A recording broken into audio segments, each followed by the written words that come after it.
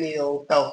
Paco, gracias por la invitación y bueno, gracias por dejarme ser parte de este proyecto tan lindo que está comenzando y que te va a ir bien. Sos una persona emprendedora y yo creo que este emprendimiento y este proyecto va a llegar a muchas personas. Bueno, gracias, Gustavo. Muchos te conocemos, los que de pronto venimos del ambiente de iglesia, del ambiente cristiano.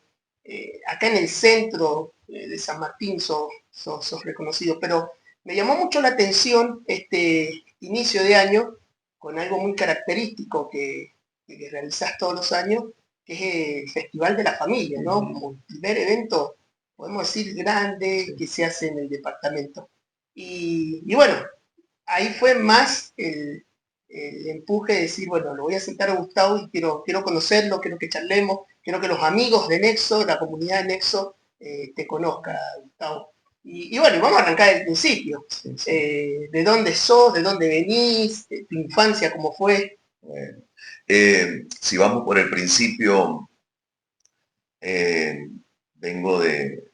Soy juninense, nací en Ajá. Junín, en esos años no había hospital, no había microhospital, una sala prácticamente. Y bueno, ahí mi mamá me dio a luz. Fue un bebé de 5 kilos. Ah, grande. Nací. Los 5 Se kilos, nota entonces 5 que... kilos cuando nací, claro, ya estaba crecido, era un bebote de 5 kilos. Bueno, la vida fue pasando. Si hablamos de la infancia, una infancia muy triste, una infancia de mucha pobreza. Es un tema bueno que ya mi familia lo conoce y que muchas personas no saben porque muchos ven tu presente pero no conocen tu pasado. Entonces, vengo de una familia muy humilde, ya superando la humildad y pasando a lo que es el nivel de pobreza, al punto de que, bueno, habían días que no teníamos que comer, no teníamos dónde dormir, dormíamos todos juntos, en algún lugar que nos daban para vivir, nos prestaban.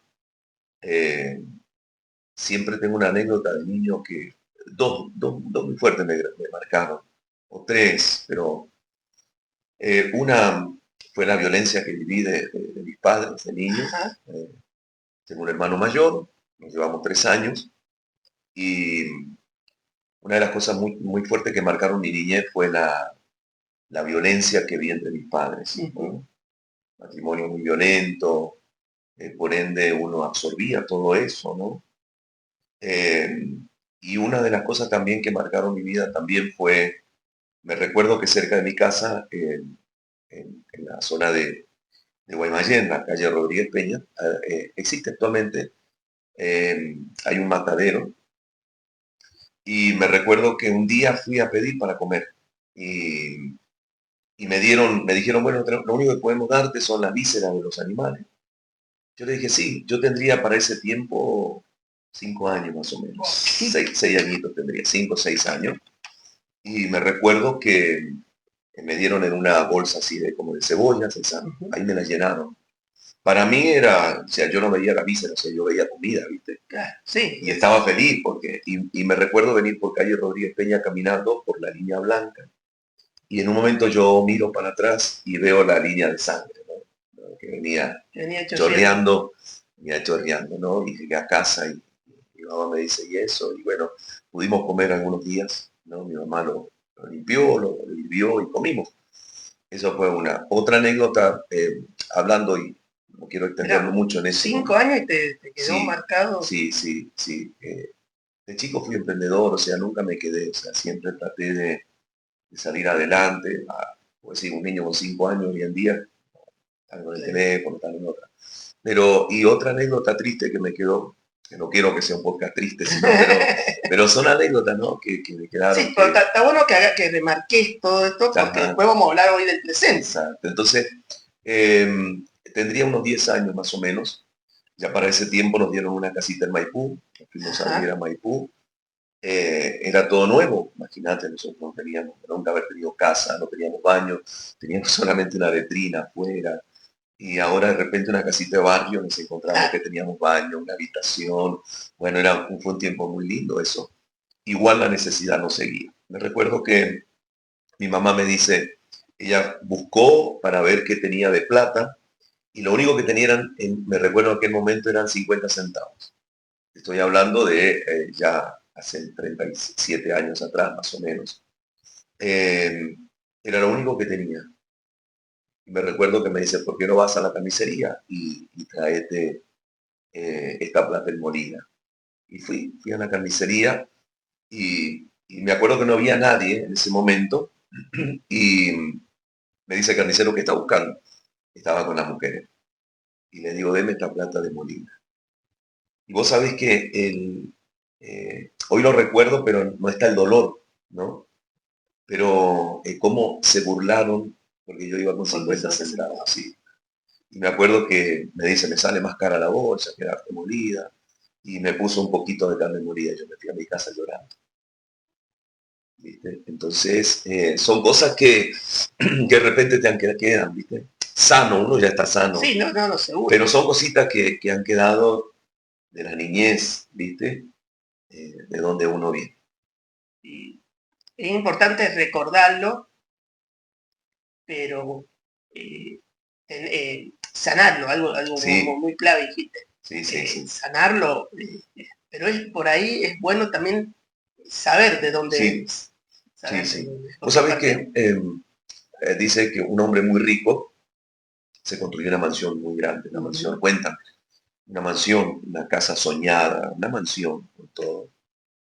Y un día llega un amigo a visitarme y este amigo le dice, mira, te voy a mostrar la casa. Comienzan a recorrer la casa y al amigo le llama la atención que en el fondo había una especie de un ranchito. Entonces le pregunta y le dice, pero eso no va a tono con tu casa, le dice, ¿no? Entonces le dice, ¿por qué ese ranchito? Y le dice este empresario, este hombre rico, le dice, lo construí para nunca olvidarme de dónde vengo. Wow. Si bien hay veces que no es bueno recordar el pasado, la palabra de Dios lo enseña, ¿no? Que no, pero hay situaciones en las cuales nosotros no podemos olvidarnos jamás de dónde venimos. ¿Sí? Y tu relación con el Evangelio, con la iglesia, cómo llegaste, cómo ese contacto? ¿Fue familiar, de parte, de niño, de grande? ¿Cómo llegaste? A la edad de 12 años yo tenía más o menos, ya estábamos donde te decía, viviendo en Maipú. De repente mi mamá comienza con una enfermedad en la cual en esos años la ciencia no le encontraba solución. Me recuerdo mi papá la llevó a muchos médicos y sí tengo patente que casi todos los días mi papá llegaba literal con bolsas de medicamentos. Literal. Eran bolsas que llegaba porque el médico le decía, bueno, compren en esto. Llegó al punto mi mamá que la parte derecha de todo su cuerpo quedó paralizada. Literal, paralizada. Ella, toda esta parte derecha no la movía, solamente se movía y llegó al punto que ya no pudo moverse más y quedó postrada. Era joven, ella tendría unos 42 años, por ahí más o menos, joven. La dejaron postrada. Faltando una semana para operarla, la iban a operar de la cabeza. Los médicos le dijeron a mi papá, mire, acá hay 3 posibilidades, que quede igual, que quede peor o que se muera en la operación. Wow. Y mi papá, y uno dice, ¿qué hago? Y mi papá cansado, él firmó el consentimiento. Él firmó el consentimiento. Eso iba a ser un día lunes, el sábado anterior, o sea, faltando, no ese anterior, del anterior, llega una tía mía a la casa, que hacía años, ¿viste? Esos parientes que hace años que no los ves. Llegó la tía. Que los ves en momentos muy críticos que te aparecen. Sí, eso fue en diciembre. No recuerdo bien el año, pero habrá sido como el 85 más o menos, 85, 86. Sí, fue en diciembre, llega mi tía y se encuentra con que mi mamá estaba postrada. Entonces, mi tía era cristiana y le dice a mi papá, ¿por qué no la llevamos mañana a la iglesia el día domingo? Para que el pastor ore por eso. Mi papá cansado ya de la situación, mucho tiempo, dice, bueno, llevémosla, ¿qué perdemos? El día domingo, mi papá la cargó en el vehículo, vivíamos en Maipú, se vino a San Martín. Y los hermanos me cuentan, yo no fui, pero me cuentan que los hermanos de la iglesia la sentaron en una silla, la alzaron entre dos y la sentaron adelante, toda postrada, mi mamá. En un momento, el pastor ora por ella. En ese momento era el pastor Ernesto Rivero, hoy en la presencia de Dios. Ora y ella literalmente, instantáneamente, mi mamá se levanta. Wow. Ella se levanta. Recupera la movilidad, recupera el habla, se levanta y aquella mujer que entró en una silla salió caminando.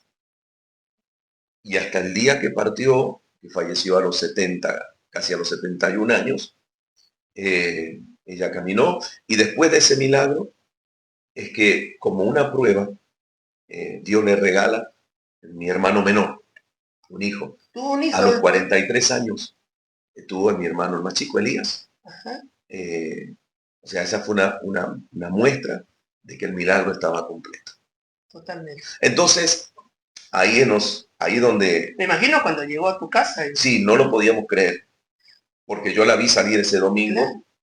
¿Cuántos años tenías? Y yo tendría unos 12, 13 años más o menos. Claro, ya entendíamos bien. Veías bien. Entonces, la situación. La veo salir de una manera y llega de otra. Totalmente. El día lunes la casa cobró vida, porque ella había entrado en estado de depresión. El lunes se abrieron las ventanas, se abrieron las puertas de casa, empezó a haber música y todo cambió.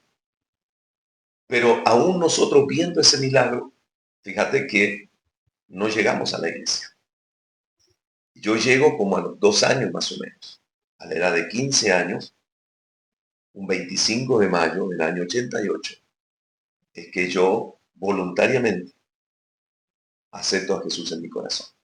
25 de mayo. Sí, no me olvido más, porque yo siempre digo, tengo mi fecha de nacimiento biológica y tengo mi fecha de nacimiento espiritual, que fue ese 25 de mayo del año 88.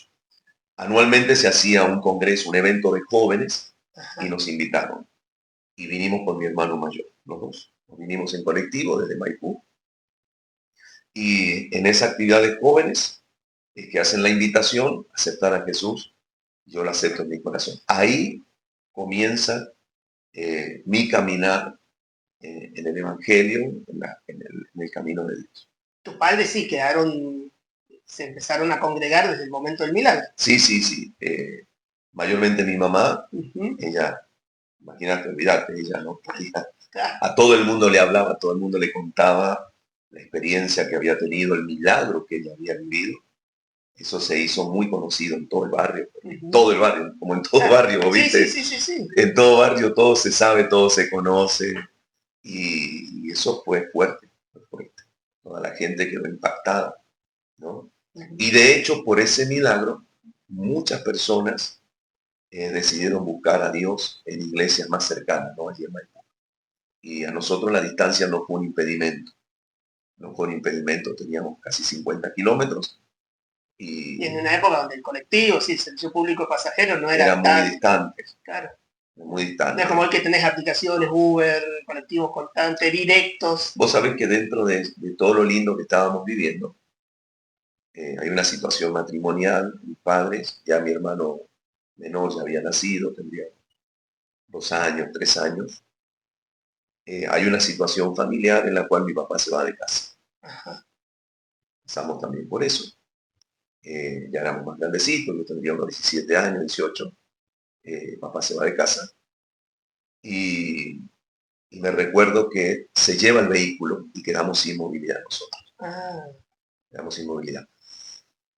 Entonces, la distancia no es un impedimento, Facu, para servir a Dios. Entonces, uno dice, nos quedamos sin movilidad, ¿qué hacemos? Y en ese tiempo estaba el tren que iba a Buenos Aires de pasajeros. La situación económica seguía más o menos parecida, no habían finanzas.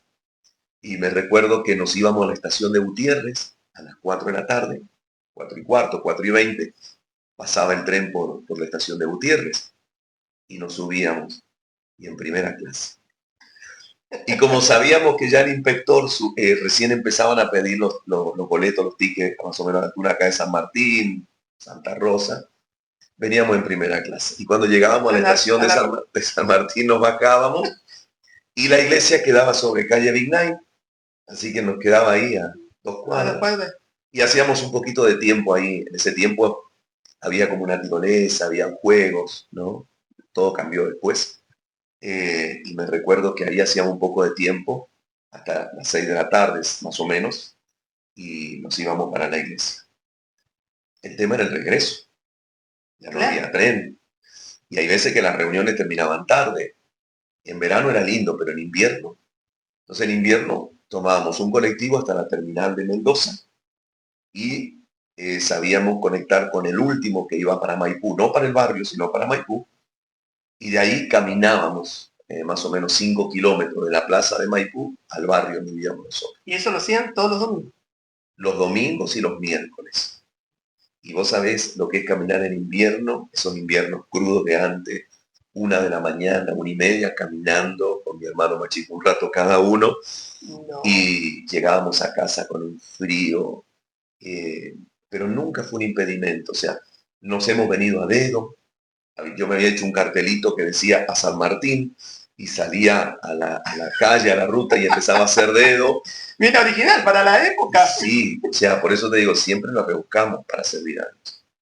Otras veces en bicicleta, veníamos en bicicleta y hay veces que el pastor nos decía quédense, nos daba un lugarcito para dormir y al otro día regresábamos temprano en bicicleta para Maipú. Desde esos 14, 15 años que comenzaste, nunca más. Nunca más. A la actualidad han pasado, Facu, 37 años.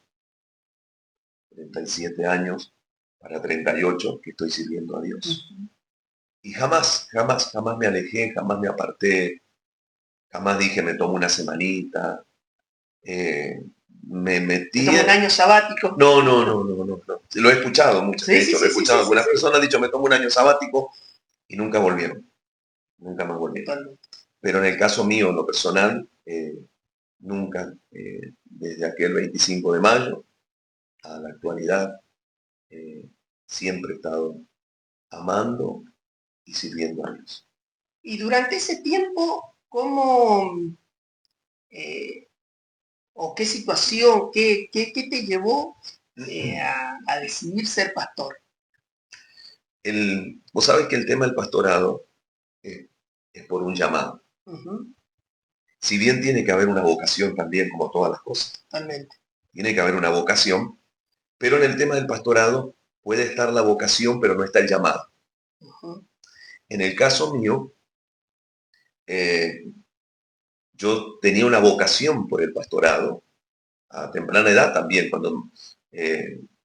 porque esto es en cuanto más te vas involucrando, más vas conociendo, más te va gustando el ambiente, el amor por las familias, el amor por los niños, el amor por los perdidos. Entonces vas conociendo más, que no es solamente el evangelio, ¿no? Como algunos dicen cambiar de religión, no, es tener una nueva relación.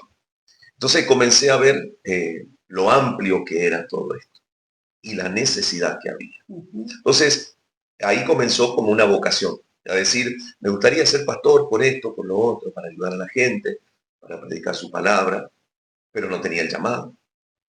Entonces, el llamado es eso que uno dice, es fuerte, te empieza como el corazón a palpitar más y llega un momento que vos tenés que decir, ay, qué fuerte es esto, ¿no? Es como cuando la persona se enamora, primero te gusta una chica, después llega un momento que te enamora y ya tenés que hablarla y bueno, todo. Entonces, el pastorado es así, digamos. Primero está la vocación, después viene el llamado, que el llamado es Dios, que te lo hace sentir en el corazón, que no es una voz audible, sino que es una voz interior, que lo podés entender claramente. Y te generan, desarrollan una convicción dentro tuyo. Exacto. Que es eso. Sí, ya no hay vuelta atrás. El profeta Jeremías, en un momento, él dice, era que él sentía un fuego por dentro tan grande que él trató de evitarlo, ¿no? Pero no pudo, o sea, es algo que no podés, es como que es algo bueno, no malo, ¿no? No podés escapar de eso, que no a todos les pasa, porque si no, imagínate que el mundo estaría lleno de pastores, ¿no? Totalmente. Pero si no, yo creo que son personas a quienes Dios elige y llama para poder desarrollar la tarea que hay aquí en la tierra. ¿Comenzaste junto con tu esposa, con tu familia, o el tema del pastorado comenzó antes? Mira, esa muchacha me costó 7 años, pero... Porque vamos a hacer un paréntesis, casado, 3 hijos, una nieta, Sí, por lo sí. menos hoy, año 2026, que estamos grabando este podcast. Y una nuera que es como una hija también. Y una hija más, totalmente. Sí. Con Flavia... ¿La conociste en la iglesia? La conocí en la iglesia, era la hija del pastor. Ah, bueno. Era la hija del pastor. Entonces. Sí, cuando llego más o menos a los 15 años, como dije que llegué, veo una flaquita, muy bonita, una carita de nena, tenía 12 años ella, ¿no? Pero bueno, fueron esos enamoramientos de adolescente, ¿no? Que por ahí uno dice, bueno, te gustó, te enamoraste, no sé, ya va a pasar. Y no nos pasó nada. Y desde los 15 años empecé a seguirla. En el buen sentido, ¿no? Empecé a seguirla y bueno, ya nos hicimos parte del grupo, nos hicimos amigos, fue pasando el tiempo, llegaron los 15 de ellas, ¿no? Yo tenía 18 y para los 15 ella sabía ya que yo gustaba de ella. ¿Viste? Entonces, pero bueno, éramos chicos, locos, éramos chicos. Pero el tiempo fue pasando y bueno, ya ella tenía más que claro que yo gustaba de ella, pero ella no quería saber nada conmigo. Ah, no. Ella no quería saber nada conmigo, era yo el enamorado, ella no, nada. Al punto que ella llegó a decir, con el último que yo me casaría con Gustavo. Esa frase que chao, listo. Nunca, una amiga de nosotros nos dice, no digas nada, no digas nada. Claro, ella dice, con el último. Entonces yo siempre me ponía en la fila al último. Cuando había algún chico, alguien que yo sabía que gustaba de ella, yo le decía, pasá, yo voy al último. Bueno, los últimos serán primero. Los últimos serán primero. Entonces, bueno, para hacer corta la historia, Flavia tenía 20 años y yo tenía 22. Y bueno, allí fue que hablamos, bueno, formalizamos, tocó hablar con el papá de la novia. ¿Hubo aceptación? Flavia es la más pequeña, hay una diferencia de entre 13 y 14 años con sus hermanas. Entonces, Flavia fue como la bebé de la casa, mucha diferencia. Entonces, era difícil hablar con Tenías un trabajo bastante complicado. Pero bueno, sacamos coraje y hablamos y me dio un ultimátum. Él me dice, en 9 meses se casan. Este fue duro. Y eso fue en julio que ponemos de novio. Y en marzo del año 97 nos casamos. De hecho, vamos a cumplir ahora 29 años. Y han sido 29 años preciosos, de altos y bajos, como todo matrimonio.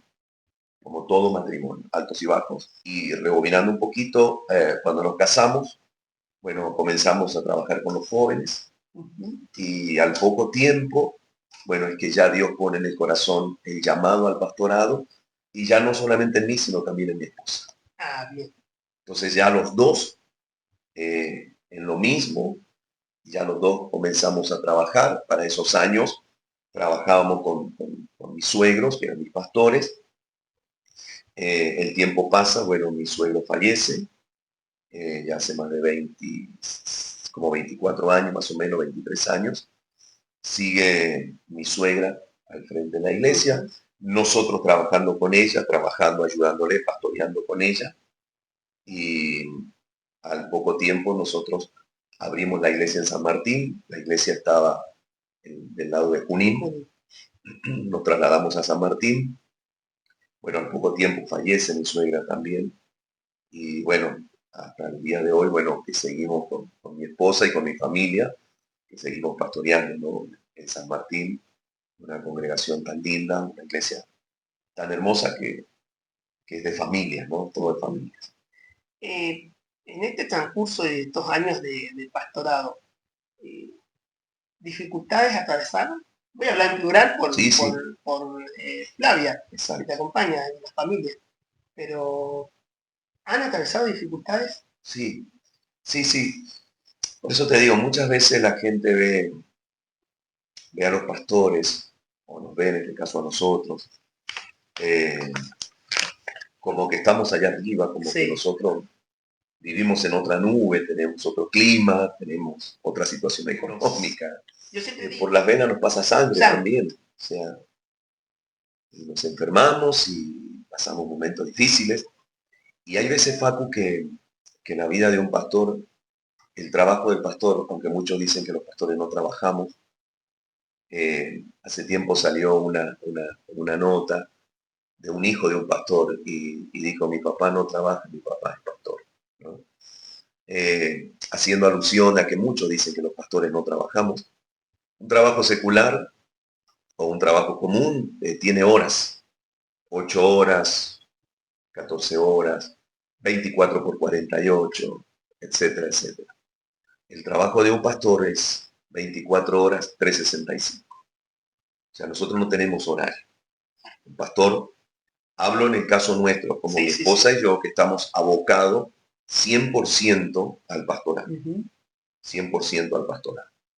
Entonces, en estos años, en estos casi 15 años, pero más llevamos en el pastorado, pero solo más o menos estamos ya los 13, 14 años solitos, hemos pasado momentos difíciles también. No ha sido todo color de rosa. Hemos pasado momentos difíciles de familia, con los hijos, de economía, de salud. Eh, Hoy todos ven a mi esposa, pero ellos no saben que yo estuve así de perderla. De hecho, a ella se le declaró una enfermedad que muchos no la saben. Por eso vuelvo a repetir esta frase, muchos conocen tu presente, pero no conocen tu pasado.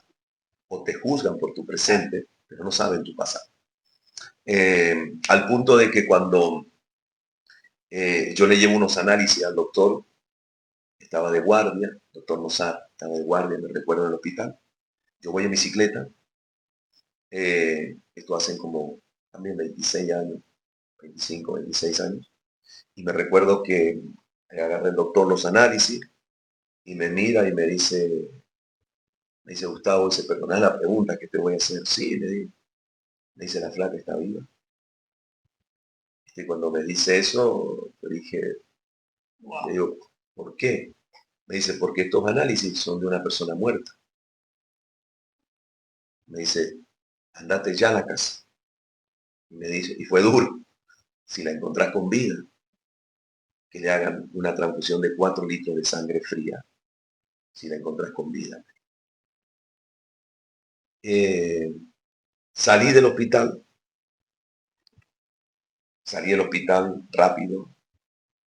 En ese momento no teníamos auto y yo en bicicleta con todo, llorando, llorando, llorando, llorando.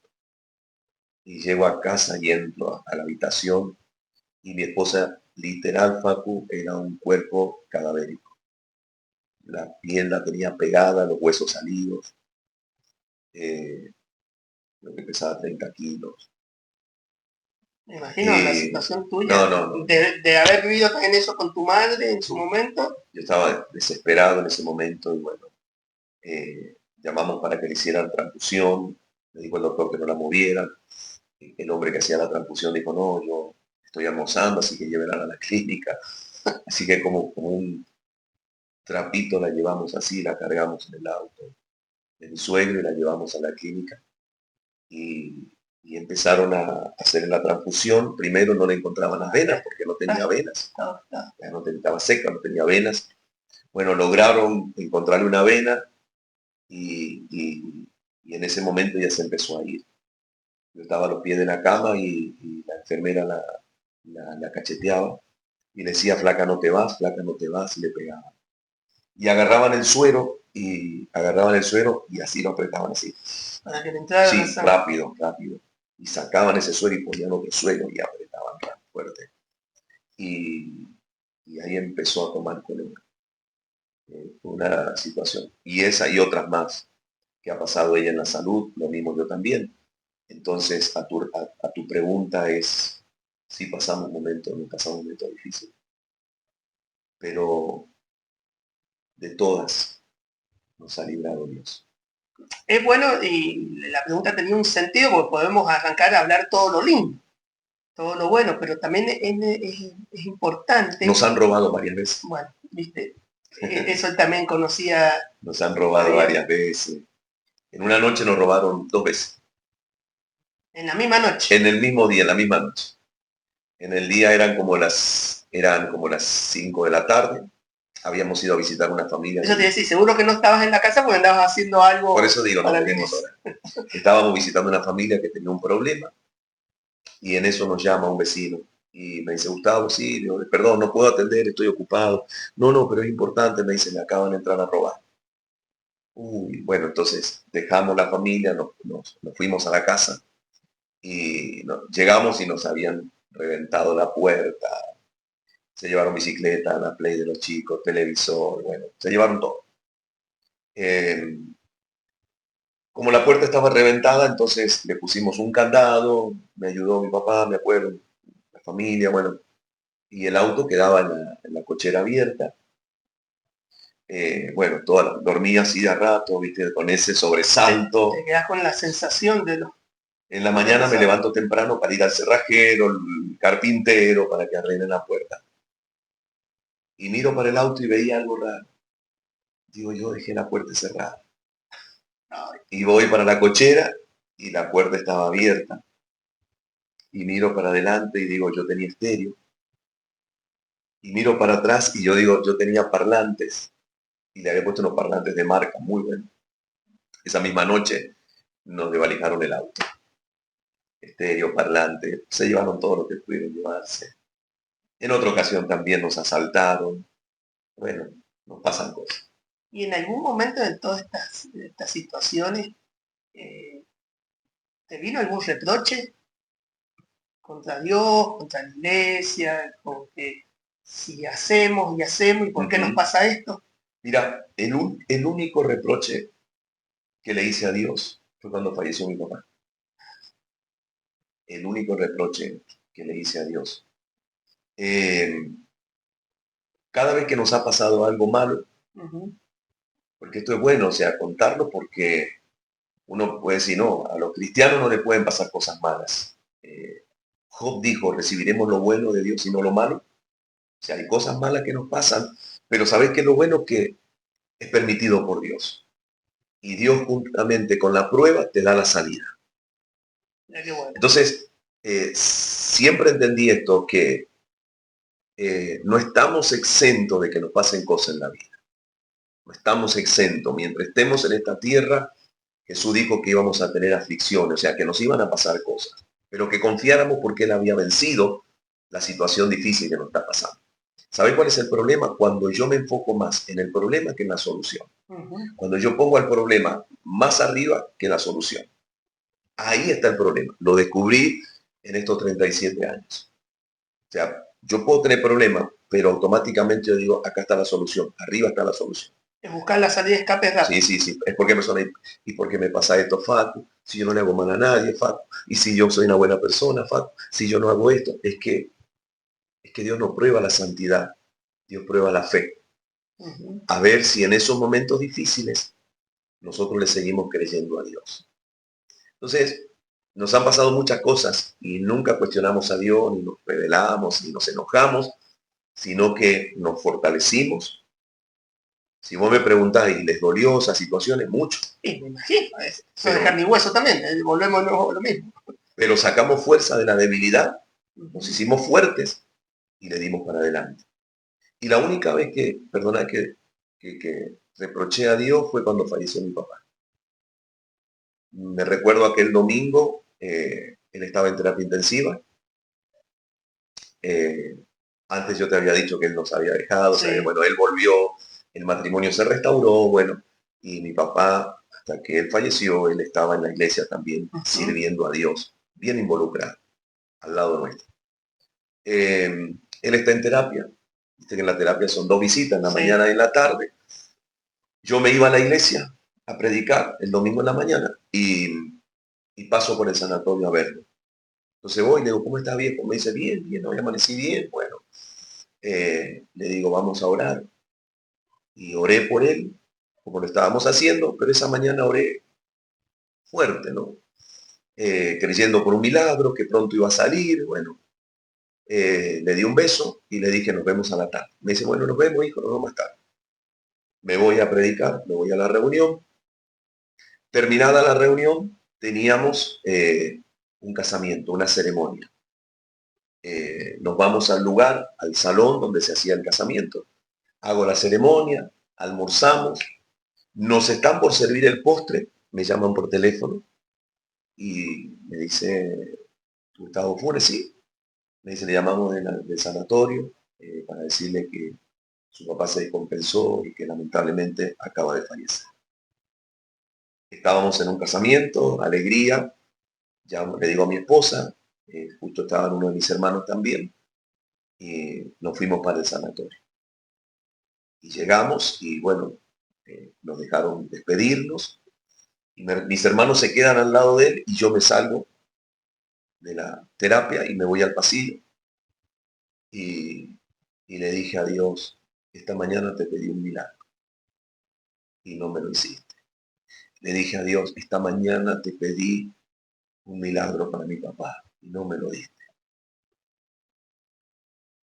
Y se hizo un silencio y me quedé llorando y Dios me habla y me dijo, no ocurrió el milagro de la vida, pero ocurrió el milagro de la salvación. Y eso para mí fue una paz y un bálsamo, porque yo a Dios le pedí un milagro físico. Dios no lo hizo, pero me dio el milagro de la salvación. ¿Qué quiero decir? Que mi papá se salvó. Él hoy está en la presencia de Dios. Claro, es súper entendible, habrás visto o habrás orado por cientos de Sí, personas donde Dios realizó un milagro, sí, haber muchos. visto el de tu madre, cosas, Exacto. y este Ese que, fue el momento, el único, creo que la única vez que como que le reproché a Dios algo, ¿no? Pero Dios me dio una respuesta también y eso hasta el día de hoy ha traído mucha paz a mi corazón, ¿no? De saber que mis padres que ya fallecieron, porque hay una vida eterna y hay una condenación eterna también, saber que, bueno, ellos hoy están en la presencia de Dios. Eso es lo más lindo porque a mí no me serviría de nada que él se hubiese sanado, pero su alma se hubiese perdido. claro, Entonces yo prefiero 1000 veces no tenerlo, pero saber que está en la presencia de Dios. bueno. Y siguiendo en este, y me voy a meter capaz que en un tema que puede llegar a ser, no sé si polémico, pero dentro del mundo de la iglesia, del servicio y de pasar tiempo y dedicarle tiempo. ¿Qué lugar ocupa la familia? Cuando tu familia, esposa, hijo, bueno, hoy nieta y la Sí, hija sí, sí. que se te sumó, ¿no? Tu nuera. Pero, ¿qué lugar ocupa? ¿Qué rol ocupa? Porque estamos hablando 24/7 o 365 días del año. Doy fe de eso. Si bien me imagino que te organizás, con los Sí. horarios, en algún momento pones en silencio el teléfono para poder descansar, porque sos humano, o son humanos en familia. Pero, ¿qué lugar, qué rol estamos dentro de lo que es ministerio, la iglesia, el servicio, la familia? Ese es un tema que siempre, del día uno, lo hablamos con mi esposa. Uh-huh. El día uno, digo, cuando comenzamos nosotros en el pastorado, una de las prioridades que nosotros íbamos a poner era la familia. Porque el orden es, muchos dicen que primero está la familia, después Dios. El orden es Dios, la familia, la iglesia y todo lo que venga después. Ni siquiera la iglesia la pongo en segundo lugar. Uh-huh. Eso es nuestro. No hablo, Sí, no, no no hablo por es otros. Esto es algo seguro. nuestro. De mi esposa y mío, en el que ponemos a Dios sobre todas las cosas primero, luego la familia y luego la iglesia. Dado el caso, yo voy a priorizar mi familia antes que la iglesia. Uh-huh. Y va a sonar un poquito raro, alguien va a decir, pero ¿cómo? ¿Dónde está el amor? No me importa. Pero si yo no cuido la familia, que es mi primera iglesia, yo no puedo cuidar la iglesia. Porque si yo no sé pastorear y si yo no sé amar primero mi familia, yo no puedo amar la iglesia. Porque el reflejo de la iglesia es lo que vos vivís con tu familia. Y una de las cosas que me gusta mucho enseñar, y creo que vos lo has oído esto, es saber dar calidad y tiempo de calidad a la familia o a los hijos o a la esposa. Porque una cosa es darle calidad, pero otra cosa es darle una buena calidad. O sea, una buena calidad. O sea, tiempo dan todas las personas, pero una calidad de tiempo no la dan todos. O sea, hablamos de una calidad de tiempo. Entonces, a tu pregunta es, hemos sido muy cuidadosos y a la fecha cuidamos eso también. O sea, siempre cuidamos la familia para poder cuidar la iglesia. Entonces, si tenemos que dar prioridad, vamos a dar prioridad a la familia y de esa manera nosotros mantenemos sano, como lo hemos hecho a lo largo de estos años, que hemos mantenido sano el corazón de nuestros hijos. Nuestros hijos nunca nos van a poder decir, ustedes nos cambiaron por la iglesia. Ustedes por irse, por hablar con Facundo, por hablar con José, nos dejaron, nos abandonaron, no. Ellos saben que cuando nosotros teníamos que salir, hablando cuando eran más chicos, a ver, son grandes, sí. Pero ellos decíamos, siempre los dejábamos al cuidado de alguien. En nuestros viajes, nuestros primeros viajes, nunca quedaron solos, siempre buscamos de dejarles una buena calidad de atención, que les hicieran de comer, que los llevaran al colegio. Entonces en eso, y hoy los vemos, que ya son personas adultas y siguen con la misma pasión y el amor que nosotros tenemos, porque es lo que nosotros a ellos les inculcamos y les sembramos en el corazón. Y con esta forma de ver a la familia y priorizar, podemos decir que como resultado hoy están a la par tuya trabajando. Exacto. O sea, ese es el fruto. Ese es el fruto. Entonces, lamentablemente hoy vemos tantas familias destruidas y muchas veces, o sea, hay varios factores por los cuales una familia se destruye. Pero vos sabés, Facu, que una de las cosas es esa de no haberle dado tiempo y calidad de tiempo, ya sea a la esposa, al esposo. Hay mujeres que dicen, me siento muy sola, o viceversa, esposos que dicen, me siento solo, mi esposa no, como que no tiene tiempo para mí, los hijos lo mismo y cada uno hace lo que quiere y busca el camino que quiere. Entonces yo creo que mucho pasa por eso, la atención, el tiempo y la calidad de tiempo que nosotros le damos a la familia. Qué bueno y la verdad siempre me ha llamado la atención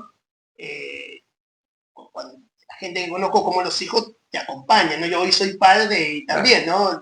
Lo vivo y qué más querés que te acompañe tu hijo en lo que haces. Y el tema es muy bueno porque es un tema polémico. Si nos metemos en el mundo de las iglesias, el tema del tiempo a la familia y cómo los hijos después terminan siendo un poco como que rechazan después. Sí. Hay muchos hijos. Nosotros conocemos muchos, no solamente en Mendoza, en todo el país, en otros países, que hoy están enojados ellos con la gente, porque ellos dicen, la iglesia me robó a mis padres. Pero no es que la iglesia me robó a los padres, fueron los padres que permitieron que la iglesia le robara a los hijos los padres. Entonces eso es algo que el matrimonio pastoral es el que tiene que buscar esa prioridad. Entonces hay muchos hijos que están, hijos de pastores, que lamentablemente, bueno, están en una condición de rebeldía, de enojo, por eso mismo, porque los papás priorizaron la iglesia, la casa se convirtió en una iglesia. O sea, yo siempre digo algo, mi casa es mi casa, o sea, mi casa es mi casa, o sea, mi casa no es un lugar de culto, de consejería, O sea, muchas veces me ha pasado. Me dice, pastor, paso por su casa, quiero charlar un ratito. No, hablemos el jueves, hablemos el domingo, coordinemos un día, coordinamos un horario, yo te espero en la oficina, pero en mi casa no, porque es mi casa. Totalmente. Entonces yo tengo que cuidar. Si yo no cuido eso, porque hay casas que, no voy a profundizar, se hace una entradera y entran los hermanos a la cocina y entran y ya sacan y los hijos ahí, dicen, en mi casa, tengo intimidad en mi casa. Entonces hemos cuidado en eso mucho, mucho, mucho. Y por ahí como que hasta sienten que tienen más derecho el beneficio un tercero que, Vos lo has dicho. que el propio de la casa. Recién nombraste de otros países, otras provincias. Viajás mucho dentro del país, pero también a nivel internacional. Sí. Has recorrido la iglesia y pastorado, te ha permitido visitar de otros países, ¿cierto? Desde el 2011 comenzaron los viajes aproximadamente. El año 2011 fue el primer viaje no internacional, porque si bien uno como mendocino lo que más visita Chile, ¿no? Sí. Entonces siempre lo más cercano, lo primero. Bueno, pues termina siendo internacional. Sí, sí, no, pero me refiero, digo que normalmente al estar en frontera, digamos, todos visitamos, lo primero que visitamos Chile, ¿no? Buenos Aires, Uruguay, o Brasil, que está más cerca. Pero nosotros, Chile, o sea, ya el hecho de salir a Chile, decimos, ya tenemos un viaje internacional. En el año 2011 se nos abren las puertas para los Estados Unidos. Nos otorgan la visa americana por primera vez en el año 2011. Y bueno, ese viaje fue hermoso. De ahí comenzaron los contactos internacionales y de ahí a la fecha no hemos parado de viajar.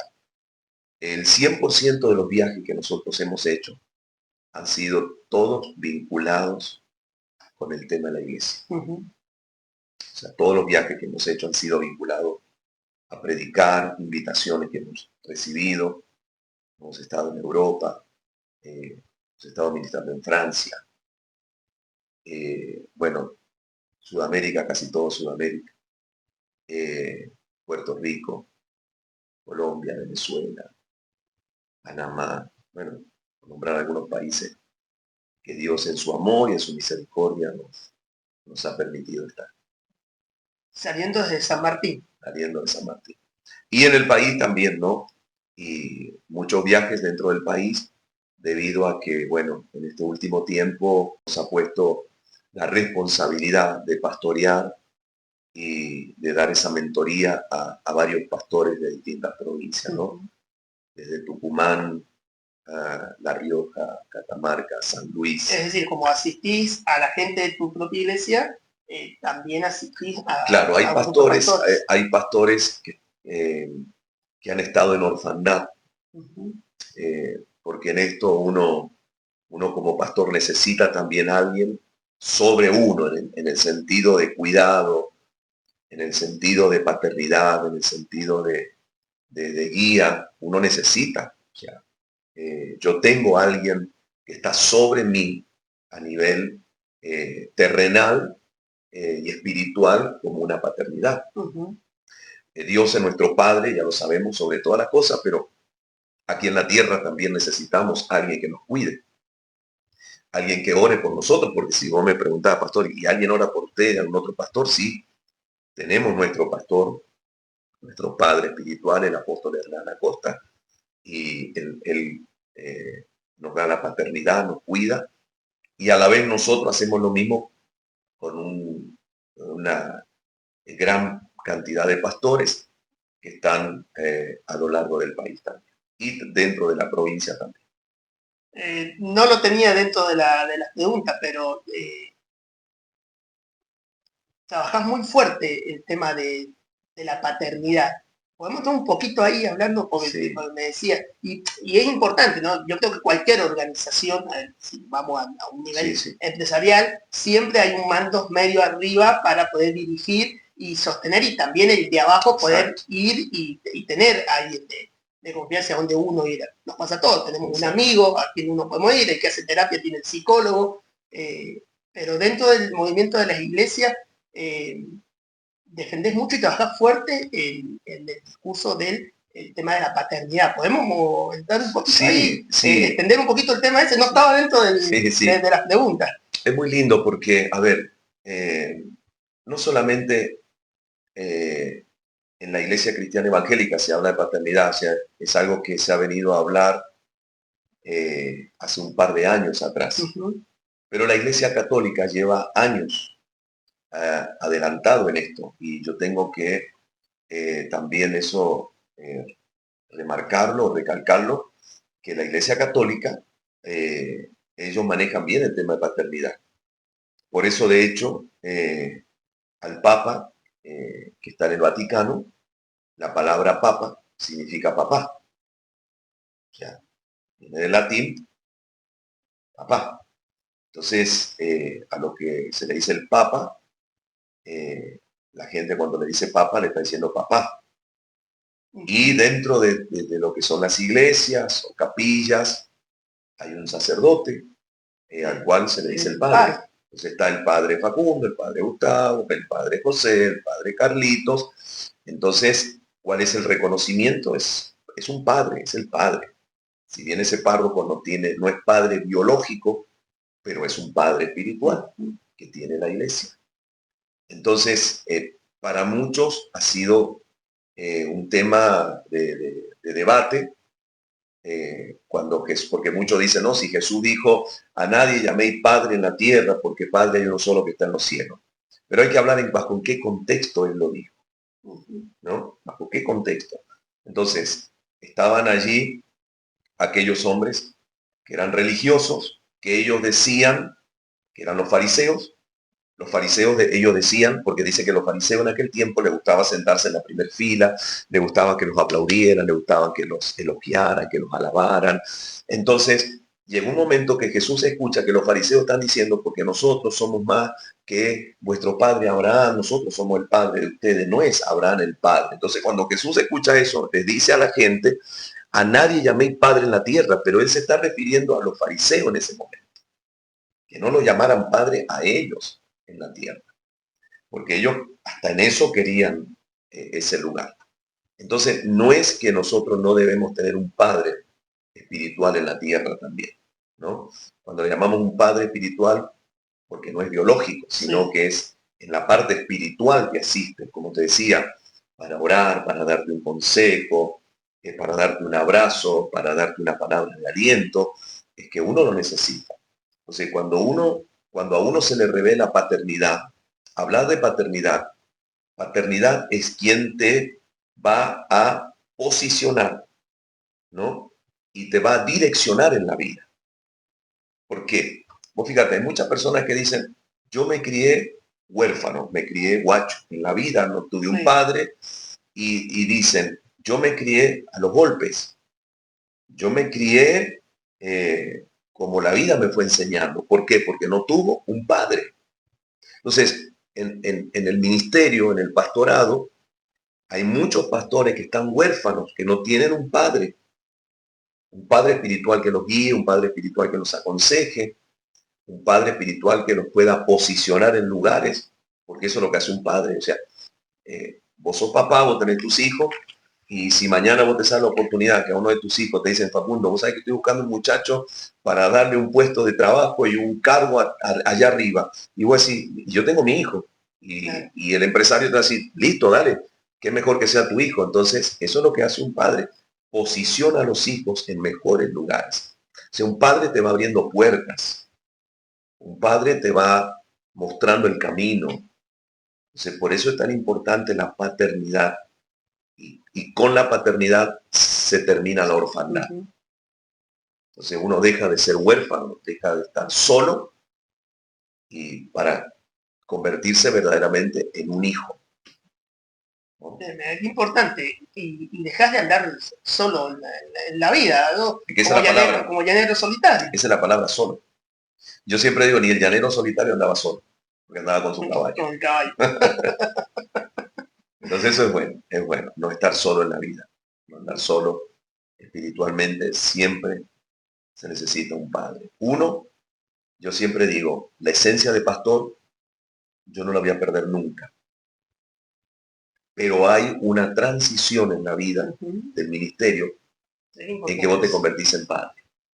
Cuando Dios llama a Abraham, no lo llama como padre, Él lo llama como hijo y le dice, Abraham, sal de tu tierra, de tu parentela. Y después en el proceso, en la transición, Él le dice, ahora vas a ser padre. O sea, uno en la vida, cuando vos no naciste siendo padre, vos naciste siendo hijo. Pasaron los años y te convertiste en padre. En el ministerio es así, uno nace, comienza el ministerio como pastor y en el tiempo, si vos lo querés, transicionás a ser un padre. La esencia del pastor nunca se va a perder. O sea, hoy yo soy abuelo, pero la esencia de hijo no la pierdo porque yo nací siendo hijo. Y fui pasando por las etapas, novio, esposo, hermano, soy primo, soy tío, pero la esencia de hijo no la voy a perder nunca, porque yo nací siendo hijo. Voy a morir tal vez siendo bisabuelo o tatarabuelo, pero la esencia de hijo. Entonces en el pastorado nunca uno pierde la esencia del pastor. Y en el caso del creyente, uno cuando llega al camino de Dios, llega como oveja, porque la Biblia dice que somos ovejas de su prado, y después viene el siguiente paso donde pasamos a ser hijos de Dios, ¿no? Entonces, y ahí yo me quedo a vivir como hijo de Dios. Porque si me quedo a vivir como oveja, voy a ser demandante toda la vida. Porque la oveja es demandante. Y está la broma o el chiste ese a cómo gritan ovejas, ¿no? La oveja siempre dice, dame, ayúdame, siempre llévame, y siempre está ese me, ¿no? De la oveja. Pero los hijos son los que están para ofrecer, papá, ¿en qué te puedo ayudar? Mamá, yo limpio la casa, mamá, yo te lavo los platos, papá, te lavo el auto. O sea, esa es la gran diferencia. Qué buen punto de generar esa conciencia, ¿no? Sí. En las personas que participan, Igual que la esencia de oveja, porque muchos dicen, no, pero yo soy oveja de su prado. Sí, nunca se va a perder esa esencia, no, porque si no sería antibíblico. Sería antibíblico. Entonces, oveja del Señor porque dice, él es mi pastor, que no hay pastor. Eso nunca lo vas a perder. Pero vuelvo a repetir, pero hay una transición en el camino del Señor, que siempre va a ser para bien. La verdad que de ese punto me nace otra idea, que podemos hablar horas sobre ese tema. Pero quería, dentro de tu pastorado, hace rato te pregunté por dificultades y cosas de pronto, se puede decir, negativas que uno ha vivido. Pero alguna anécdota o algún momento que hayas vivido que te haya guardado para siempre, ¿no? Que todavía lo llevas dentro, en el tiempo del pastorado, de la iglesia. Son muchos. Hemos hecho muchos recitales, hemos hecho muchos eventos, al aire libre, evangelismo personal. Hemos hecho en estos años, gracias a Dios, ¿no? Siempre gracias a Dios, muchas actividades. No tengo una así, fíjate vos, así como decir esto, pero sí puedo resaltar situaciones en las cuales hemos orado por una persona, por ejemplo, desahuciada de la medicina, y que al tiempito te digan, pastor, después que usted oró por mi hijo, después que usted oró por mi esposo, mi esposa, ella se sanó, mi hijo se sanó. De esos testimonios hemos escuchado cantidades en estos años.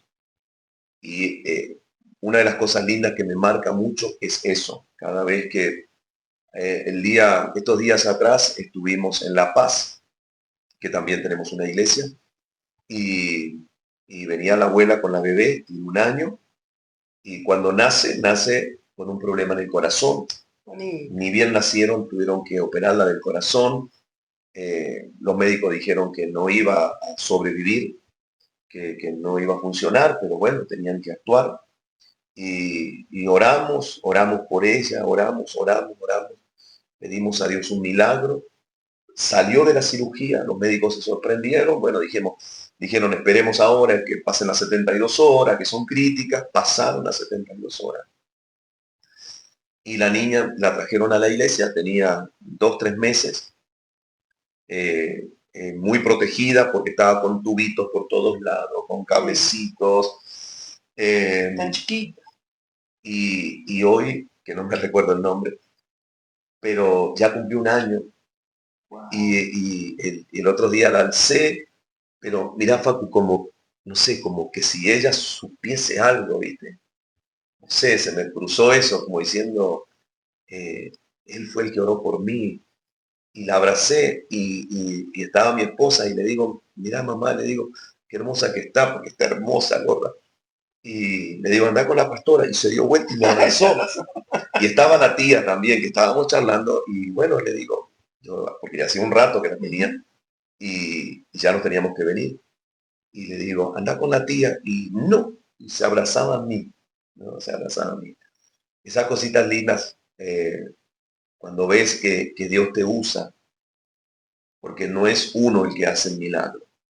Porque muchas veces me han dicho, pastor, usted que cura, usted que sana. No, no, yo no sano, yo no hago milagros. Los milagros los hace Dios. Nosotros somos nada más que el puente, somos el vaso, somos el instrumento, pero no somos nosotros. Y una experiencia muy bonita que me quedó grabada en el corazón, hace muy poquito, hace poco, que estuve en Venezuela 15 días predicando. Hacía tiempo que yo quería ir a Venezuela, hasta que llegó el día que se abrieron las puertas y pude estar en Venezuela 15 días, los 15 días predicando. Algunos días prediqué 2 y 3 veces en distintos lugares. Fue muy maratónico, terminé agotado. Y fue una experiencia muy linda por todo el amor que recibí. Todo el amor, gente que te venía con un regalito y me decían, pastor, tome un regalo. Y uno normalmente acá diría, a ver, wow, qué regalo me trae. Y si vos me decís, ¿y qué regalo fue? Un caramelo. Wow. Y uno dice, pero bueno, un caramelo no es un regalo. Pero cuando vos ganás $2 por mes, $2 por mes. Es un lujo, un caramelo. Entonces, me traían una pastita de dientes, un cepillito de dientes. Y me recuerdo una hermana, me trajo, y tal vez va a sonar raro lo que voy a contar, pero para mí tiene mucho sentido, y valoro mucho. Y una hermana en una bolsita me había traído unas vueltitas de papel higiénico como regalo. Wow. Había escuchado cosas que sucedían, o sea, pero... En una bolsita, me dice, pastor, le traje un regalito. Y feliz la persona. Feliz como que si me hubiese regalado, no sé, un reloj, un perfume. Y para ella decía, pero ¿cómo te van a regalar una vuelta de papel higiénico? Es que para ellos tal vez un papel para todo el mes. O sea, se despojan de algo valioso, difícil de conseguir. Bien.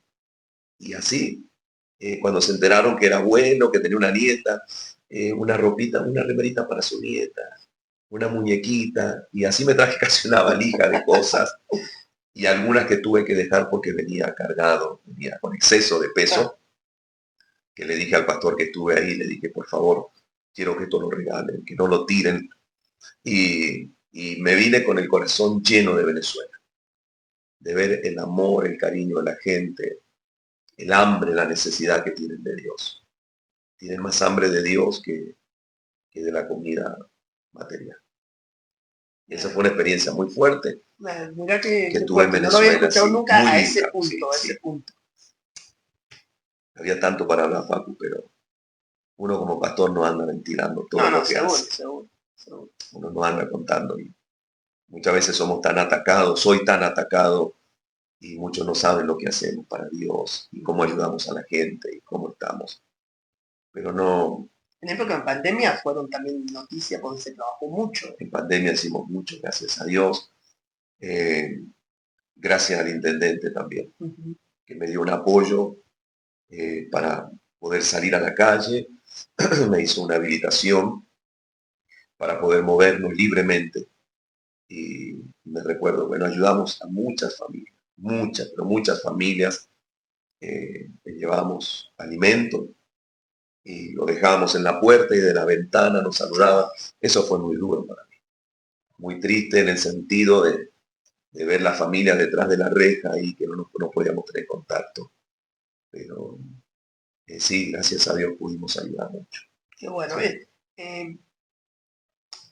Comenzamos el podcast y charlando y comentando, haciendo una introducción sobre este evento lindo que haces todos los primer domingo del año.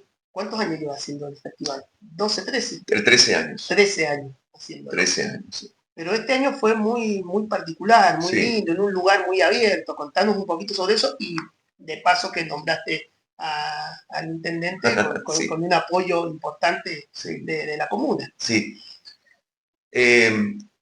Hace 13 años atrás, Dios puso en nuestro corazón poder hacer algo así al aire libre. Y no en cualquier lugar, sino la dirección fue en el kilómetro 0 de San Martín. Y tomamos como referencia el kilómetro 0, que es 25 de mayo y con un Surmer frente a la municipalidad, sobre la ruta, sobre la calle. Ahí hicimos el primero. Hicimos todos los trámites. Nos autorizaron a cortar la ruta.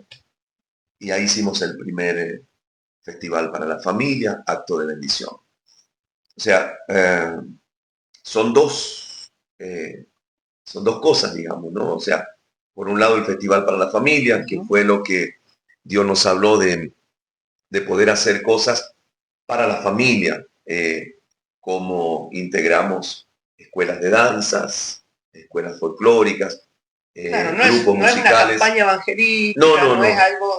No. O sea, la estrategia fue la siguiente: hacer cosas de la gente para poder ganar gente. O sea, por eso fue que cuando hicimos el primero fuimos tan criticados, pero muy criticados, porque bueno, porque habíamos llevado grupos seculares, música secular. Si bien en un momento también, tú has visto, está la banda de la iglesia, que cantan canciones a Dios, pero fuimos muy criticados. Pero en medio de esas críticas seguimos para adelante desde el día 1. Y lo segundo es el acto de bendición. O sea, la Biblia dice que por la boca del justo la ciudad es bendecida. Y eso fue lo que Dios nos habló, que nosotros teníamos que bendecir la ciudad. Cuando mucha gente maldice la ciudad, maldito esto, maldito lo otro, maldito el gobierno, maldito. Entonces nosotros fuimos a contrarrestar con una palabra de bien, con una palabra de bendición, todo lo negativo y todo lo malo. Entonces en ese acto de bendición fue que comenzamos a bendecir las autoridades, el gobierno, la salud, la seguridad, la educación, oramos por los productores, oramos por los comerciantes, oramos por los niños, oramos por todos, ¿no? Hacemos un acto de bendición. Y nació así, haciéndolo el primer domingo del año. Ya, arrancamos el año con toda la bendición, bendiciendo a todo el mundo, y así nació. Y así lo fuimos haciendo consecutivamente. Un año no lo hicimos así, hicimos un banderazo. Hicimos un banderazo con una bandera que tiene aproximadamente, creo que 40, 50 metros. La bandera argentina. Salimos desde 25 de mayo, desde la iglesia. Hicimos una caravana por 25 de mayo, donde íbamos orando con música, cantando, adorando, bendiciendo la ciudad. Y llegamos al Paseo de la Patria y ahí cerramos, ¿no? Ese año hicimos algo diferente. Y este año fue totalmente diferente. Cuando un día estoy hablando con el señor intendente, con el señor Rufein, y él me pregunta, él me dice: pastor, ¿cuándo tenés el evento tuyo? Porque ya hace más o menos 5 años fue declarado de interés departamental por el Honorable Consejo Deliberante. Viendo la magnitud, fue declarado de interés departamental. Y entonces me pregunta el intendente, me dice, pastor, ¿cuándo hacen ustedes el evento? Y yo le dije, el primer domingo del año. Esto fue el año pasado. Yo le digo ahora el primer domingo del 26. Y entonces, él generosamente y de corazón, él me dice, ¿en qué podemos ayudarles? ¿En qué podemos ayudar? Entonces, juntamente con el resto de su equipo, se pusieron a disposición para ayudarnos. Y quiero contarles que es el primer año, en 13 años, es la primera vez que recibimos una ayuda. Es la primera vez. Todos los años, e inclusive hasta este año, todo lo hemos absorbido con la gente de la iglesia, con las donaciones, colaboraciones de la iglesia, porque vos sabes bien lo que es hacer un evento, sí. Alquilar escenario, alquilar pantalla, alquilar luces, sillas, sonido, todo, carpas que nosotros hemos alquilado para los artistas. Y este año fue el gobierno de San Martín, una parte nos ayudó también, estamos muy agradecidos. Bueno, eso trajo un poco de cola porque se habló que ya estábamos mezclando la política, entonces se habló mucho desde la ignorancia, desde el desconocimiento, porque no era que el municipio lo hacía, no era que el intendente lo estaba haciendo. Ellos de alguna manera quisieron también colaborar, pero el evento es nuestro, el evento es del Ministerio Jerusalén, liderado por nosotros, pero ellos tuvieron un aporte solamente. Entonces, hubo por ahí muchas voces que preferimos pasarlas por alto. Sí, sí, y más en estos últimos tiempos con tema política. ¿Te interesa la política? Me interesa la política, pero no tengo un llamado a la política. Te adelantaste la respuesta, te iba a preguntar eso. ¿Serías candidato a algo? Yo tendría que tener un llamado, porque entiendo que para esto hay que tener una preparación también. O sea, no me puedo hacer el corajudo y decir, no, sí, no, porque la palabra de Dios enseña que quien antes de construir, primero no hace números si va a poder terminar la casa. O quien antes de salir a la guerra, primero no cuenta cuántos soldados tengo, qué armas tengo para ir a la guerra. ¿Cómo estás preparado? Entonces uno primero tiene que prepararse. O sea, yo lo he visto, algunos que han ido y lamentablemente han fracasado. Porque no es solamente esto que vas a ir con lo espiritual. Aquí hay una parte que vos tenés que tener un conocimiento y una preparación política. Tenés que prepararte, ¿verdad? Para poder llevar un departamento o desarrollar un cargo político. Es 50 y 50. Una preparación y la otra 50 es Dios que te va a ayudar. He tenido propuestas, si vos me preguntás, sí, he tenido propuestas para concejal, para intendente, pero las he rechazado. Angélica y la política. Sí, Facu, insto mucho a los jóvenes que se involucren en la política. Porque necesitamos gente que gobierne con valores. Necesitamos gente que nos gobierne con el temor de Dios. Necesitamos gente que gobierne y que no nos robe. Necesitamos gente que nos gobierne, pero que nos dé salidas, no que nos encierren más todavía. Y esto es lo que ha pasado en estos años. Entonces, en el ámbito político, hoy por hoy, hay muchos cristianos. No tantos pastores, porque, por eso te digo, el pastor que está al frente de una congregación, de una iglesia, de repente involucrarse en la política es muy delicado y puede llegar a tener problemas, digamos.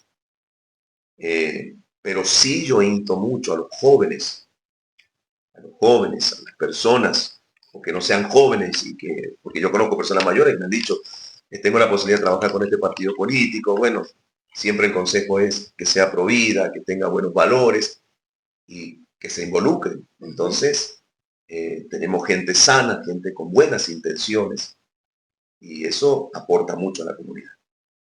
Importante que desde el punto como pastor y referente de una iglesia, seas quien motive a los jóvenes, porque dentro de la iglesia muchas veces, o en otras épocas, como que no ha podido confluir, es decir, de estar No, juntos no, política y iglesia. no, no. Por muchos años el tema de la política dentro de las iglesias se vio como algo del diablo, algo del Ujú. infierno. Entonces, la política no es mala, Sí, eso los políticos son le los malos. desarrolla. O sea, la política es buena, el tema son los políticos malos, que no todos, pero que lamentablemente venimos acarreando de muchos años. Del último evento nos quedamos un poco Sí, sí, colgados sí, ahí, me parece. ahí quería, Ahí nos a eso colgamos era un donde quería poquito, enganchar que nos para fuimos con la política. que Ya me quería cerráramos, hacer intendente. Eh, ya quería titular, ¿viste? para cerrar el Festival de la Familia de 2026, eh, nos sobre desbordó, digamos, las ¿Esperabas? expectativas. No, no, no, no, ¿Esperabas? no. De hecho, el sonido que se alquiló no era para esa gente. O sea, esperábamos más o menos unas 1.500 personas. Calculamos 1.000, 1.500 personas, 2.000, por él, como mucho. Todos los años les contaba que lo hacíamos en el Paseo de la Patria, Sí. y este año surgió la idea con el equipo organizador. eh, Dijimos, si probamos de cambiar, de moverlo, y dijimos, bueno, en votación y en acuerdo, dijimos, vayamos al museo. Lo planteamos ante el municipio por los permisos y nos dijeron, sí, nos parece bien. Y nos cedieron ese espacio donde fue que se hizo. Sí. ah, y, y cuando empezamos a ver que eso se llenó, se llenó, se llenó, y se llenó, y calculan que habían unas 8.000 personas más o menos. Nosotros estábamos pero súper sorprendidos. No esperábamos, Facu, esa convocatoria, no la esperábamos, no la esperábamos. Eh, y bueno, fue la verdad que una sorpresa muy grande.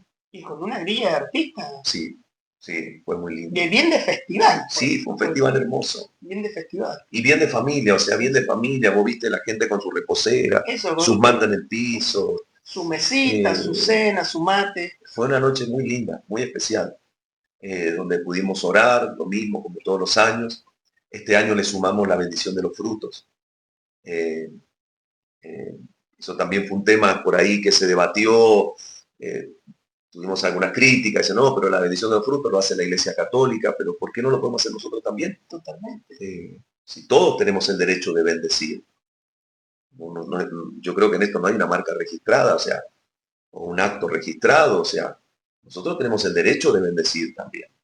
La Iglesia Cristiana Evangélica tenemos el derecho de bendecir y orar también, y así fue. Tuvimos la participación de las reinas eh, de San Martín, la virreina también, actuales, y se hizo ese acto de bendición tan bonito también de los frutos. Yo creo que cuanto más bendigamos la ciudad y más bendigamos la provincia y el país y más personas lo hagan, eso es mejor. Es Entonces, positivo para todos. Porque se exacto. terminan beneficiando todos. Todos, es que la oración es para todos. O sea, el evento que hacemos, cerrándolo del Festival de la Familia, es para todos. O sea, no es para un sector. O sea, no es que nosotros decimos, Señor, bendice solamente a este, bendice al hermano que tiene solamente el parral o que tiene la finquita, no. A todos. O sea, la bendición es para todos. Claro. Y eso es lo que la gente tiene que entender y decir, esa gente no está haciendo nada malo, esa gente, ese hombre que está hablando ahí arriba, nos está dando una palabra de esperanza, de aliento para todos. Y está orando por todos. Entonces, pero muchos lo vieron como algo malo. Pero bueno, nos quedamos Totalmente. con el grueso de que todos hablaron bien y que todos volvieron a sus casas contentos. Nadie salió peleando, no hubo gente ebria, no hubo gente haciendo nada malo. Todos disfrutaron los shows que hubieron esa noche. Y aparte fue un momento también donde trabajaron puestos de artesanos, Sí, puestos de sí, comida, los sí. emprendedores. Hubo un movimiento que también se terminó beneficiando. Una señora de uno de los puestos de comida me dice, porque fui y los saludé. Mientras estaban los artistas, bajé, fui, saludé agradeciéndoles. Y, y me dice, ¿le puedo decir algo? Sí, le digo. Me dice la señora, Llevo años trabajando en esto, pero nunca vi esto. Ya, Qué bueno, lindo eso, ¿no? qué bueno. Porque seguramente con su camioncito, con su gente, han recorrido festivales, han andado, pero me dice, nunca vi esto, nunca vi esto, y me gustó eso, Qué que me bueno. dijeran eso. Qué bueno. Los Y es medios como, tuvieron mucha repercusión, muchos eh, medios de Mendoza, ni hablar de los locales, ¿no? sí, sí, sí, Sí. sí, mirá qué bueno. Bueno, Gustavo, una pregunta me gustaría hacerte como de cierre, ¿no? Si bien durante todo el podcast y la entrevista hemos estado charlando, has largado mucha motivación, les has hablado, sí, les has dejado mensajes muy lindos a los jóvenes, a la gente que se quiera animar a hacer algo, pero si tuvieras que darle un mensaje, y te voy a ir directamente desde la iglesia, de tu función como pastor, ¿no? Por algún muchacho, alguna muchacha, algún amigo alguien de la audiencia que de pronto dentro, como decías, ¿no? Se le está desarrollando ese, che, quiero ser pastor, quiero. eh, ¿Qué mensaje le darías?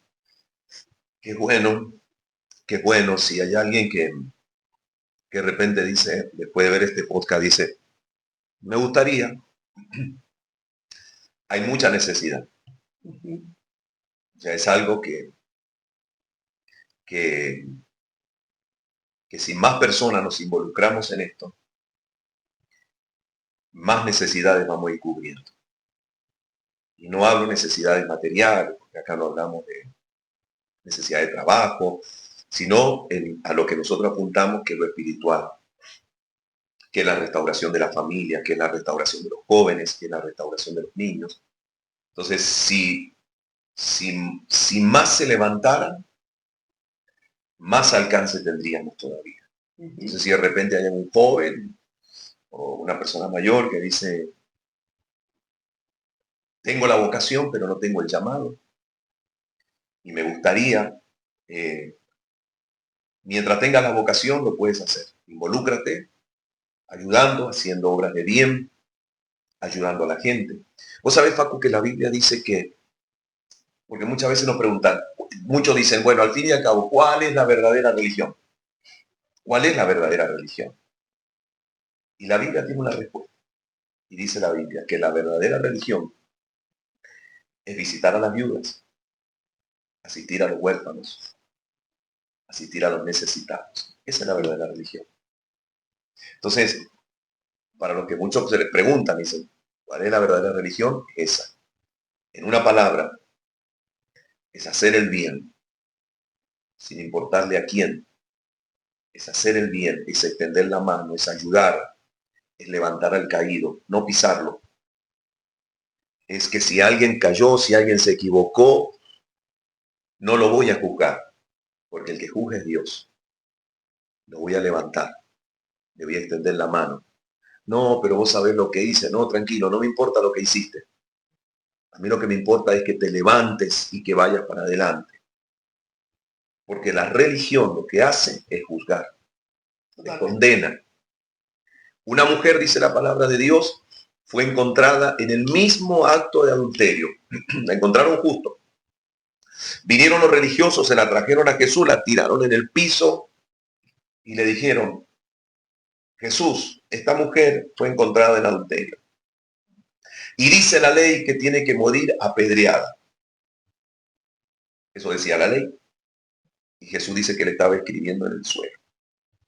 Y levantó la cabeza y los miró a los religiosos y les dijo, el que esté libre de pecado, arroje la primera piedra.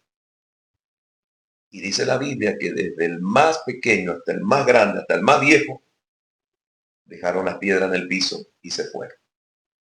Jesús la mira a la mujer y le hace una pregunta y le dice, ¿dónde están los que te condenaban? ¿Dónde están los que te estaban acusando? No hay ninguno, todos se han ido. Y ahí está el amor, el perdón y la misericordia que debe existir en nuestros corazones. Y Jesús le dijo, ninguno de ellos te condenó, yo tampoco te condeno. Vos fíjate, la ley decía que tenía que morir, pero la gracia dice que tenía que vivir. Entonces, nosotros necesitamos ser Qué gente bueno, de la gracia. qué bueno. Necesitamos ser gente de la gracia. Yo no estoy para apedrearlo a Facundo porque se equivocó. Yo tengo que levantarlo a Facundo si se equivocó. Yo no tengo que pisotear a Facundo si él cayó. Yo lo tengo que levantar porque hay gente que lamentablemente te ve que caes y aprovechan para pisarte. De ahí sale el dicho que muchos sacan leña del árbol caído. Y no estamos para eso nosotros. Pero eso, ¿quién lo puede entender? Gente que no tiene una mente religiosa, sino una mente de amor, un corazón de amor, un corazón misericordioso, de saber que un día, así como Dios me perdonó a mí, yo también tengo que perdonar al resto de las personas. Que así como un día Dios me ayudó a mí, yo también tengo la obligación y la responsabilidad de ayudar también a otras personas. Si el mundo se moviera de esta manera, ¿qué mundo diferente que tendríamos?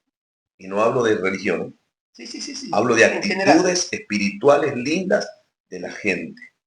Pero hoy el mundo está tan lleno de maldad, basta solamente entrar en algunas redes sociales para darnos. Vos fíjate, hay tanta maldad en el mundo hoy en día, basta solamente con entrar en las redes sociales que están llenas de cosas malas, que si es, bueno, ahora que estamos con el tema de las reinas, parece que no tienen derecho alguna a ganar, que todos la critican y la hacen sentir mal y le hacen bullying y cuánta maldad nosotros encontramos. Pero si pudiéramos dejar un mensaje en este día sería ese, ¿no? De que pudiéramos tener más acciones de amor y de misericordia por la gente que se equivoca, por la gente que padece, por la gente que cae, por la gente que está atravesando situaciones difíciles, porque vos viste, mientras las cosas van bien, todos son amigos, vos estás lleno de amigos.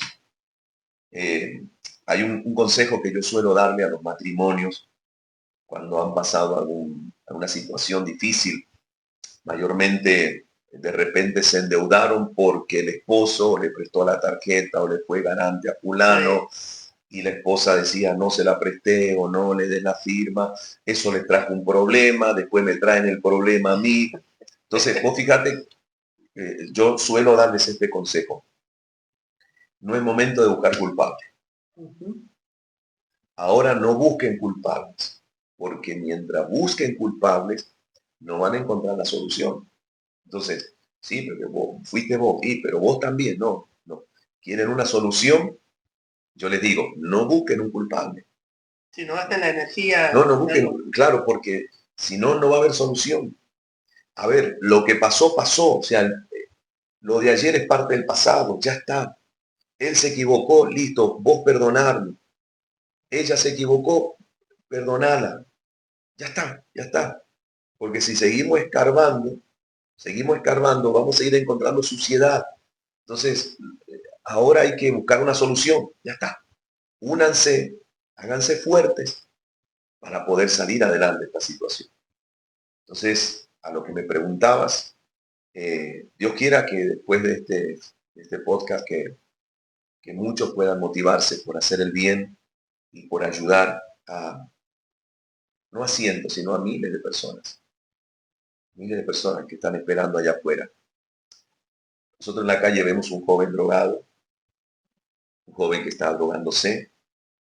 La actitud normal es pasamos lejos, no lo miramos o lo criticamos y decimos, mira, ahí están drogándose, ahí están eso. Pero, ¿por qué no nos acercamos? ¿Por qué mejor en vez de obviarlo o de esquivarlo, por qué mejor no te acercas? ¿Por qué no vas y le das un abrazo? ¿Por qué no vas y te acercas y le decís, flaco, flaca, tenés que salir de esto, yo te puedo ayudar, te quiero dar una mano? Con acciones tan sencillas, ¿no? Podemos hacer tanto. O sea, basta de piedras, la gente no necesita piedras, la gente necesita un abrazo, la gente necesita un beso, la gente necesita una palabra de compasión, una palabra de cariño. He tenido la oportunidad y tengo la oportunidad de hablar con, por ejemplo, jóvenes chicos de esa situación y es la falta de amor que ellos tienen, la falta de cariño, la falta de paternidad, una madre que los abandonó, un padre que está en la cárcel, están solos, ellos necesitan. Todo el mundo necesita. Mira qué bueno. Necesitamos más amor y menos religión. Oh, dejaste ahí un... es verdad. Sí, y la última, pero me toca. Si Dios dijera, Gustavo, a ver, volvemos para atrás, ¿volverías y serías pastor? Una y mil veces lo haría. Una y mil veces lo haría. Entiendo que no me equivoqué en el momento que tuve que tomar la decisión. Ujú. No me equivoqué. Cada vez que salgo a la cancha, como se dice, cada vez que llego a la iglesia, cada vez que me paro en el altar, eh,